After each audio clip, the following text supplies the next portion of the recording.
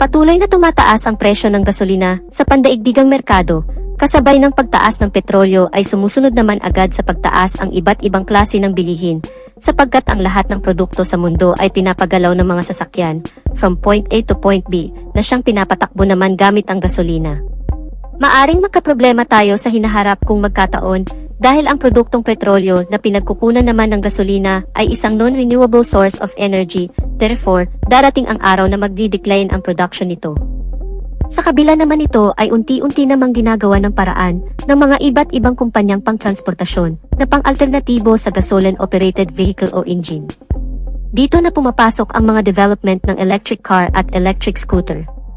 At good news, dahil matagumpay nang naimbento at na-develop na ngayon fully operated na ang ilang mga electric car at electric scooter ng ilang kumpanya. At sa Philippine market nga ay nag-umpisa na ring mag-import ng mga electronic scooters. Napakalaking bintahin nito sa industriya ng transportasyon at maaring mag-iba na ang laro ng ekonomiya sa hinaharap dahil sa malaking development na ito. Ang pag-uusapan natin sa video na ito ay sa larangan ng electric scooter industry. Ang sikat at nangungunang Japanese motorcycle industry na Honda, sa kanilang electric scooter na Honda PCX EF01. Pero bago yan syempre, kung bago ka pa lamang po dito sa aking channel, baka naman kapatid kung pwede ay pakihit ang subscribe at notification bell icon para lagi kang updated sa ating motorcycle news and reviews. Huwag din kalimutan na mag-follow sa ating Facebook page. Noong buwan ng Oktubre, taong 2017, unang nilabas at pinakilala ng Honda Motorcycle Company ang kanilang electronic motorcycle na nooy isang prototype pa lang sa ginanap na Tokyo Motorcycle Show sa bansang Japan. Makalipas ang isang taon, taong 2018 ay naglabas naman agad sila ng isang global version para i-distribute sa iba't ibang bansa sa kadahilanang para masubukan ang nasabing electronic scooter, kabilang na nga ang bansang Pilipinas, particular sa lalawigan ng Romblon na siyang napiling lugar para i-testing ang pinakaunang bersyon ng electric scooter na ito, taong 2019. At ngayong taon ay alamin at bubusisiin natin ang lahat ng nabago at nadagdag sa mga features ng motorsiklong ito. Mapunta na agad tayo sa ilang niyang feature, na very common na sa isang traditional gas-operated scooter. Meron itong built-in USB charging port sa kanyang left side pocket na kung saan ay pwede mong i-charge ang iyong mobile phone. At ang electric scooter na ito ay equipped with smart key system na kung saan ay remote na lang ang ginagamit upang i-operate ito, kaya napaka-convenient para sa rider, at meron na din itong anti-theft alarm, dagdag safety features para sa seguridad ng motorsiklo. Pagdating naman sa instrument cluster, ito ay naka-fully digital dashboard, at dito ay makikita muna lahat ng importanteng impormasyon, gaya ng digital speedometer, trip meter, odometer, clock at battery capacity monitor. Alamin pa natin ang high-tech specs, engine performance and capabilities, at mga advantages ng isang electronic scooter. Umpisahan natin sa kanyang breakdown electronic motor performance. Ang electric scooter na ito ay equipped with synchronous motor. Ang ibig sabihin naman nito ay nagsisynchronize ang pag-ikot at bilis ng mga mechanical construction parts nito at nagkakaisang lumikha ng isang lakas at bilis na nagsisilbing enerhiya para mapaikot ang mga gulong para umabante ang motorsiklo. At ang kagandahan pa nito, ito ay equipped with built-in motor temperature protection para pigilan ang overloading ng electrical flow para maiwasan ang overheating ng electronic motor, kaya nakakasigurado kang napapanatili nitong stable at nasa magandang kondisyon at continuous ang pagtakbo ng motorsiklo.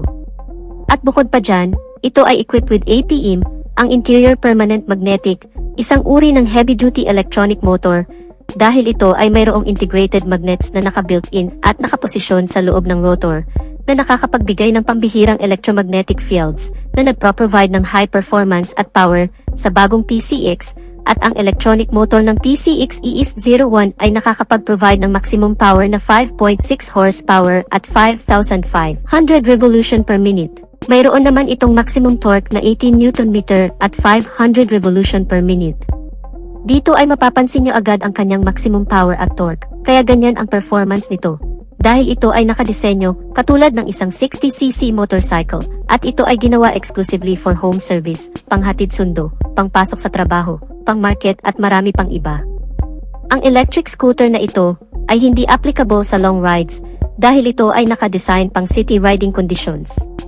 Ang kagandahan naman ng PCX EF01 ay equipped with 2 removable lithium batteries at mayroon naman itong battery capacity na may kabuuang 21,700 mAh at nakakapag-provide naman ito ng high energy efficiency at high performance. Umaabot naman ang riding distance nito ng around 41 kilometers away bago malobat at meron naman itong power output na 50.4 volts at 20.8 amp hours. At compatible naman ito sa 100 volts AC plug, kaya napaka-convenient ng charging process nito dahil pwede mo itong i-charge direct sa outlet na parang isang mobile phones lang. Ang advantage naman ng removable battery ay pwede itong palit-palitan dahil ito'y detachable. Ibig sabihin ay napaka-convenient nito dahil ang mga batteries nito ay swappable at ito ay equipped with built-in overcharge protection na magpapanatili ng magandang kondisyon ng batteries ng mas mahabang panahon at pagdating naman sa charging capability, ito ay may two ways of charging options. Una, normal charging. Sa pamamagitan naman ito ay pwede mong i-charge ang electric scooter gamit ang kanyang charging cable direct sa outlet at tumatagal naman ito ng 6 hours bago ma-full charge. Pangalawa, fast charging. Sa pamamagitan naman ito, ay pwede mong tanggalin ang dalawang battery sa motorsiklo at ito ay pwede mong i-charge separately gamit ang external charger at ito naman ay mas mabilis na abot lang ng 3 hours bago tuluyang ma-full charge ang battery. Ang kagandahan naman nito, ito ay mayroong 2 riding mode. Una ay ang eco mode. Ito ang nagsisilbing battery saving mode na kung saan ay nakakapagbigay ng mas mahabang riding distance at ito ay applicable sa low speed RPM na may average na 20 to 30 km per hour at ito naman ay umaabot ng approximately 45 km away. Pangalawa ay ang drive mode. Ang power mode o ang high speed RPM ay ang pinakamalakas at pinakamabilis na pagtakbo ng motorsiklo na umaabot ng 60 km per hour at meron naman itong riding distance na 40 km away. Mapunta naman tayo sa body dimensions.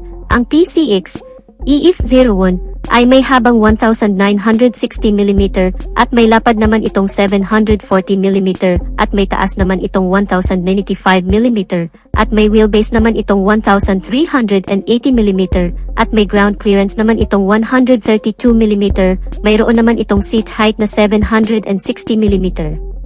Ang bigat ng electric scooter na ito ay may kabuuang 144 kilograms.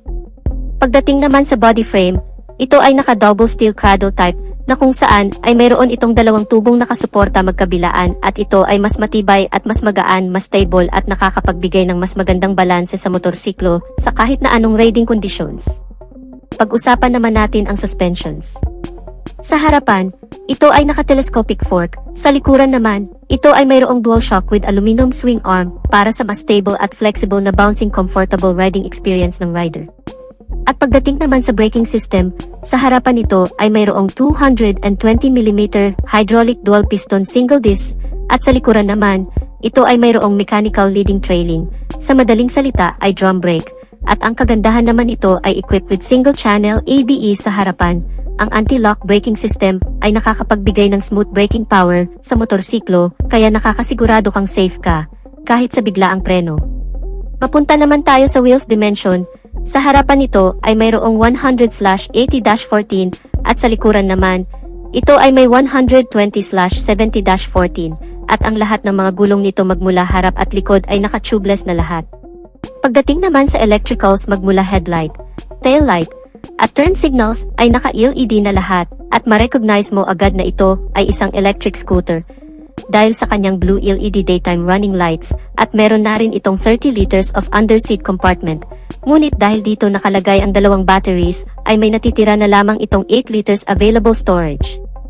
Ang Honda PCX EF01 ay mayroong top speed na 60 km per hour at may riding distance naman itong 40 km away. Dumako naman tayo sa pinaka-last but not the least. Magkano naman kaya ang presyo ng isang Honda PCX electronic scooter na ito? Well, ang presyo ng bagong Honda PCX electric scooter sa bansang Thailand ay nagkakahalaga ng 57,000 Thai baht. At kung i-convert naman natin ito, direct sa Philippine peso, ito ay nagkakahalaga ng mahigit 90,000 pesos. Paalala lang, ito ay isang direct conversion lamang na presyo from Thailand money to Philippine money. Hindi pa ito ang pinaka-sure at pinaka-final na price at syempre maari pa rin niyang tumaas o bumaba, depende sa proseso at sa mga taxes na ipapatong sa scooter na ito pagdating nito sa Pilipinas. So anong masasabi niyo mga kamoto sa electric operated scooter ng Honda? ang Honda PCX EF01. Plano mo bang kumuha nito pag dumating na ito sa Pilipinas? Just comment your thoughts and opinion in our comment sections below. At dito na natin tatapusin ang video natin mga ka-Wizard Moto. Sana nagustuhan ninyo ang video. At kung nagustuhan nyo ay pakipindot ang like button bilang suporta na rin sa ating channel. At sa mga hindi pa nakasubscribe ay inaanyayahan ko kayo kapatid na mag-subscribe sa aking channel para lagi tayong updated sa mga videos na i-upload ko pa. Maraming salamat sa walang sawang pagsuporta. Ride safe and God bless.